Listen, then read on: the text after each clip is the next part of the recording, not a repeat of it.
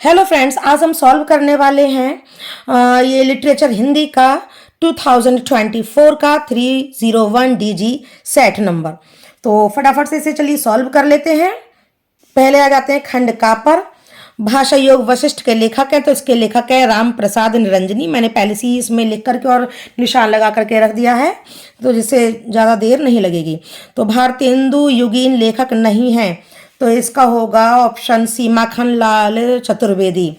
शेखर एक जीवनी किसकी रचना है, तो ये अज्ञेय की रचना है। Option C is correct.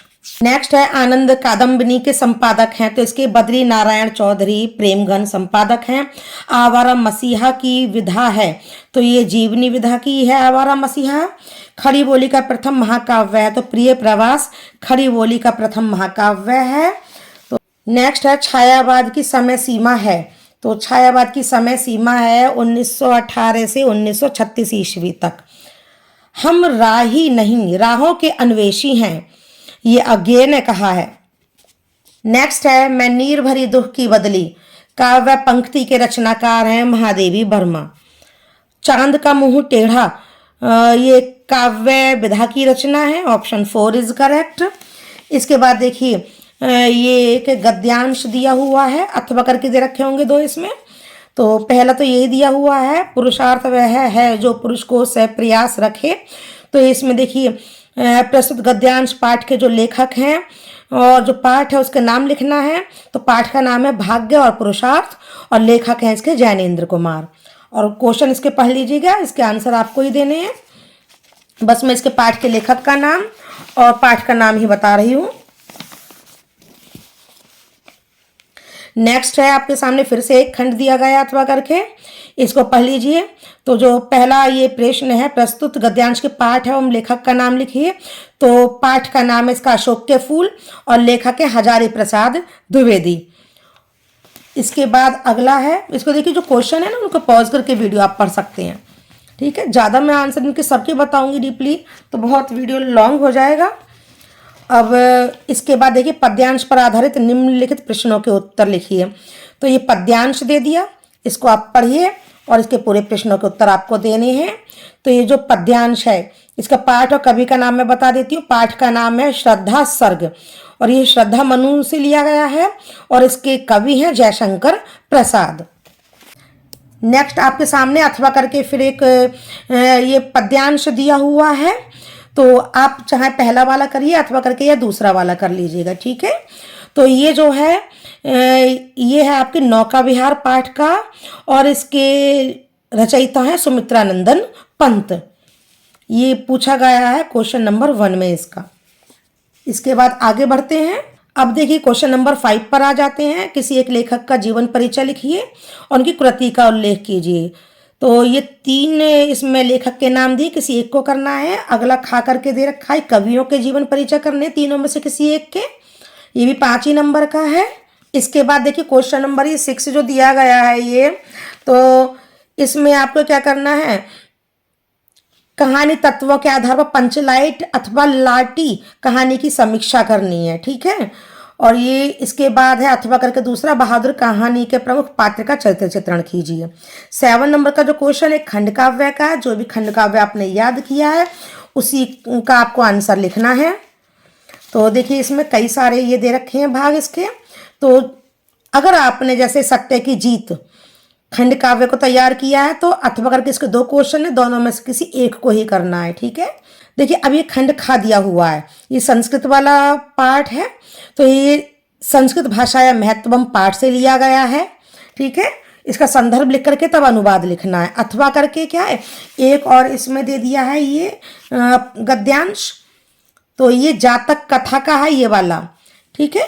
ये अतीते प्रथम कल्पे जनहा, तो ये जातक कथा से लिया गया है, नृत्य जातकम। और अब आ जाते हैं खा नंबर पर। ये भी आपके क्या है, श्लोक दिए गए हैं 2, अथवा करके किसी एक का आपको क्या करना है, संदर्भ सहित अनुवाद करना है। ये पहला वाला जो श्लोक है नृपति दिलीप से लिया गया है, और दूसरा वाला जो है सुभाषित रत्नानी का है, ठीक है। अब आ जाते हैं 2 क्वेश्चन के आंसर देने हैं आगे आपको 9 नंबर पर। तो इसमें देखिए 5 क्वेश्चन दिए, 5 में से किसी 2 के आंसर करने हैं। मैंने क्वेश्चन के आंसर पहले से लिख करके रखे हैं। तो पहला है तो इसमें हो जाएगा संस्कृत साहित्य से आदि कवि वाल्मीकि अस्ति कात्यायनी याज्ञवल्क्य पत्नी आसीत हंस पोतिका राजहंसस्य दुहिता आसीत। तो इसका आंसर जो होगा राजहंसस्य, ऊपर नीचे होगा ये।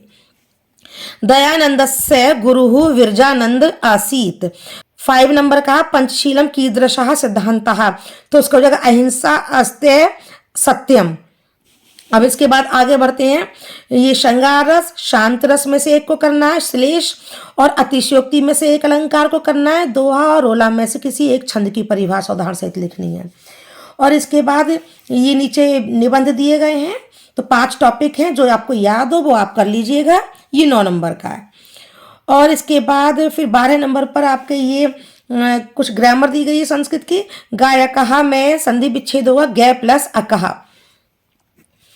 रमश्येते का संधि विच्छेद होगा रमस्य प्लस शेते। उच्चारणम में संधि है तो इसमें व्यंजन संधि होगी। निम्नलिखित में से किसी एक का विग्रह करके समास का नाम लिखिए, तो इसका हो जाएगा यथाशक्ति का जो समास है वो अव्ययी भाव समास है, और नीलकमल का समास होगा कर्मधार है, चंद्रशेखर का समास होगा बहुव्रीहि। इसके बाद देखिए 13 नंबर पर क्या करना है आपको, एक प्रार्थना पत्र लिखना है, अथवा करके 2 दिए गए हैं, जो याद हो आप उसको लिख लीजिएगा। ये 8 नंबर का है। 14 नंबर पर देखो आपके सामने ये एक शब्द के धातु एवं प्रत्यय का योग स्पष्ट करना निम्नलिखित में से किसी एक का। तो दत्तहा का हो जाएगा, धातु तो हो गई दा, प्रत्यय हो गया कत, पूजतः में पूज धातु है, कत प्रत्यय, स्नातः में स्था लिखा हुआ है, धातु है और कत प्रत्यय है। निम्नलिखित में से किसी एक शब्द का प्रत्यय लिखिए, तो पठनीय का प्रत्यय होगा अनियर प्रत्यय, धनवान का वतुप प्रत्यय होगा, श्रीमती का मतुप प्रत्यय होगा। लास्ट में है खा नंबर, रेखांकित पदों में से किसी एक पद में प्रयुक्त विभक्ति तथा संबंधित नियम का उल्लेख कीजिए। तो इसमें जो विभक्ति है ग्रामम में द्वितीय विभक्ति है, और इसका जो सूत्र लगेगा यानी जो संबंधित नियम देना है हमें वो होगा अभितः परितः समया निक्षा हा प्रतियोगे अपि। और पादेन खज्जहा में जो है पादेन तृतीय विभक्ति है, येनांग विकारहा इसका सूत्र लगेगा। और रामेण से हमें रामेण तृतीय विभक्ति है, और सह युक्त अप्रधाने इसका सूत्र है। ठीक है, तो फ्रेंड्स आज हमने ये हिंदी का 2024 का पेपर सॉल्व किया। तो फ्रेंड्स अगर आपको मेरी ये वीडियो पसंद आई हो तो आप इसे लाइक कीजिए, शेयर कीजिए और चैनल को सब्सक्राइब जरूर कीजिए। फिर मिलते हैं अगले वीडियो के साथ। जय हिंद, जय भारत।